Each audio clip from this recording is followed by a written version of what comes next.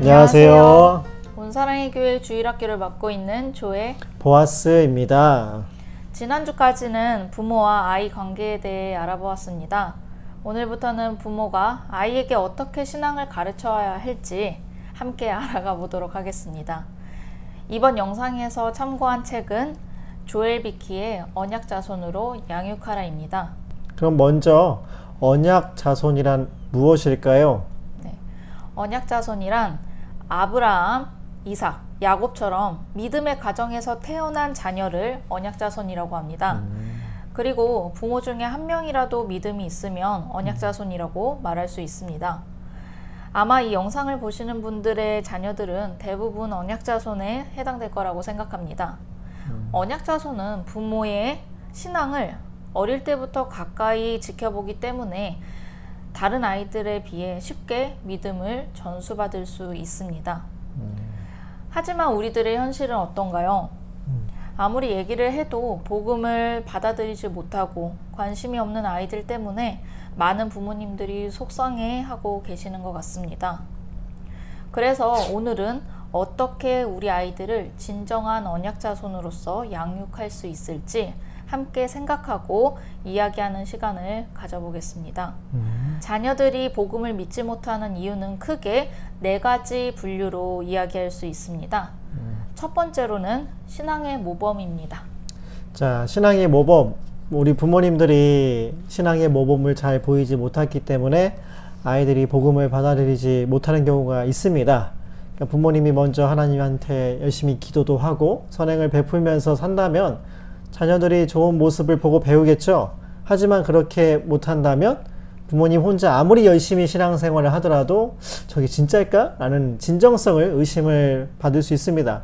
물론 부모님들이 아주 열심히 하시죠. 모범을 보이기 위해서. 그런데 실수로 내뱉은 말 한마디 때문에 아이들이 상처를 받거나 아니면 신앙을 의심을 받게 됐을 때 복음의 문이 닫히는 경우가 있습니다.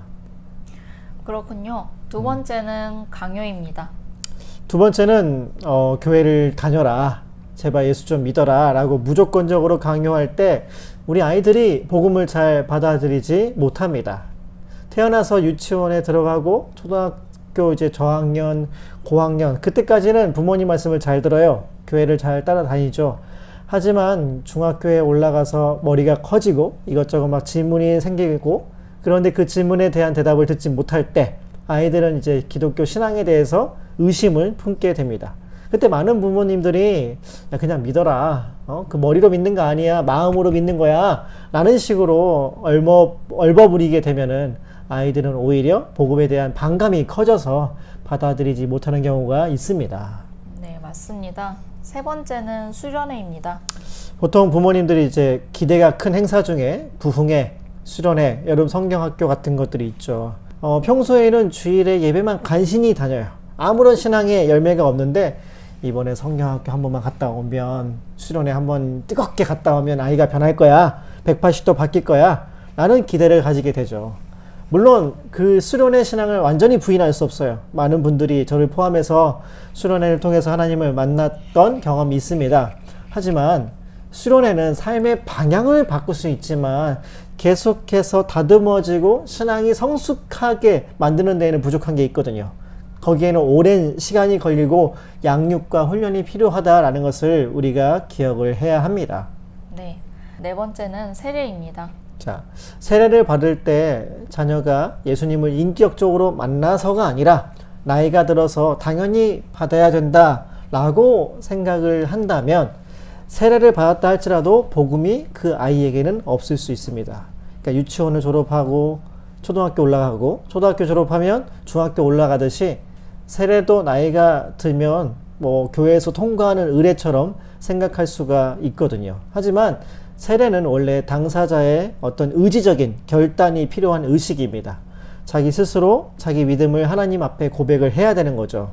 따라서 아이의 의사와 상관없이 세례가 진행이 되었다면 진짜 이 아이에게 그 믿음이 있는지 복음이 살아있는지 확인을 해야 합니다. 또 반대로 자기 스스로 하나님을 확실히 믿는다고 고백을 했던 자녀라면 정말 그 믿음이 세례를 통해서 눈에 보여지게 됐구나 라고 안심을 할 수 있는 거겠죠. 네. 그렇다면 어떻게 해야 될까요? 네, 먼저 부모님들이 복음으로 자기 자신을 먼저 무장해야 되고 아이들에게 그 믿음과 신앙을 제대로 전수를 해줘야 됩니다.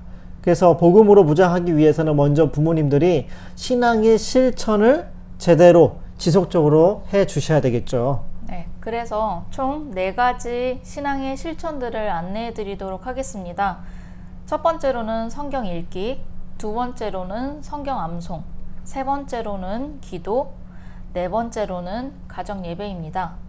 오늘은 어떻게 하면 지속적으로 성경을 잘 읽을 수 있을지 한번 나눠보도록 하겠습니다.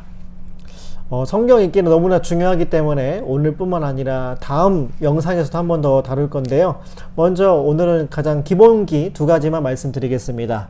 첫 번째는 성경을 이해하면서 읽어야 됩니다. 자, 이 말만 들으면 그거 당연한 거 아닌가 라고 생각하기가 쉬운데 의외로 많은 분들이 그냥 성경 그 자체를 그냥 무조건식으로 읽는 경우가 많이 있거든요. 일단 성경은 1차적으로 우리에게 읽으라고 주신 책이라기보다는 성경 시대에 살고 있던 사람들에게 주어진 책입니다. 따라서 그 당시 역사와 문화와 배경을 이해해야 성경의 원래 의미를 제대로 파악을 할 수 있겠죠. 예전에 새롭게 하소서라는 프로그램에 나오신 어느 교수님이 계시는데 연세대학교 전우택 교수님이란 분이 30년 넘게 하루도 빠지지 않고 성경을 읽고 묵상을 해오셨다는 거예요. 그래서 그 비결이 뭐냐라고 물어봤더니 뭐라고 말씀하셨냐면 좋은 성경 주석과 참고 자료 때문에 내가 그 성경 읽기와 묵상을 계속할 수 있었다라고 말씀하셨거든요. 그러니까 내가 뻔히 다 알고 있는 방식으로 성경을 계속 읽는 게 아니고 매일매일 성경의 새로운 것들을 발견하게 되고 배우게 됐을 때 그 기쁨 때문에 계속해서 성경을 묵상할 수 있었다라고 이야기를 했습니다. 우리도 마찬가지입니다. 우리가 성경을 읽고 더 새로운 것을 알게 되면 아이들에게 성경에서 나온 그 지혜들을 길러내서 잘 알려줄 수 있습니다. 그런 차원에서 제가 이제 참고서적 몇 가지만 소개를 해드릴게요.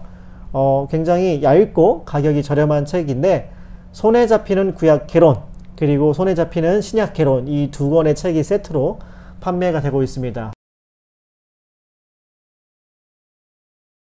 5년 전에 IBP에서 만든 책인데 아직까지도 되게 유용하게 많은 사람들이 사용하고 있으니까 참고해 보시고 또 최근에는 슬기로운 구약 읽기, 슬기로운 신약 읽기라는 책이 또 출간이 됐습니다.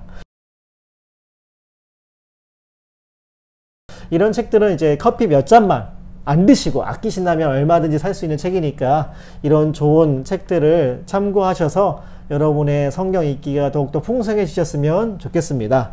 네, 두 번째로는 지금 바로 실천하실 수 있는 방법입니다. 기초적인 성경 지식을 정립할 수 있는 책인 성경 파노라마입니다. 지금 담임 목사님께서도 수요 예배를 통해 강의해 주시는 책이지요. 이 영상을 시청하시고 나서 부모님들이 먼저 성경 파노라마를 통해 하나씩 정립해 나아가시기를 바라겠습니다. 네, 지금까지 긴 영상 시청해 주셔서 감사합니다. 또 다음에 새로운 영상으로 찾아뵙도록 하겠습니다. 샬롬. 샬롬.